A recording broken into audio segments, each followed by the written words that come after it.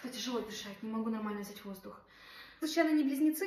Да, что? У близнецов очень часто проблемы с дыханием. Это связано с тем, что вы постоянно в движении, говорите, делаете миллион дел одновременно и не даете себе передышки. Ты не чувствуешь, как много всего на себя берешь? Ну да, я постоянно что-то планирую, разговариваю по телефону, пишу одновременно сообщения, как будто бы нет времени у меня просто остановиться и просто выдохнуть. Ну, вот и получается, что твой организм говорит: прекрати и сделай паузу. Ты слишком много на себя берешь. Ты не чувствуешь легкости жизни. Тебе нужно научиться отпускать и делать паузы, чтобы дыхание твое стало свободным. Получается, нужно просто остановиться и расслабиться? Все верно, поэтому удели себе время, чтобы избавиться от напряжения. Тогда и дыхание станет легче. Кстати, я тебе еще прислала ряд аффирмаций, которые помогут психосоматически проработать этот вопрос.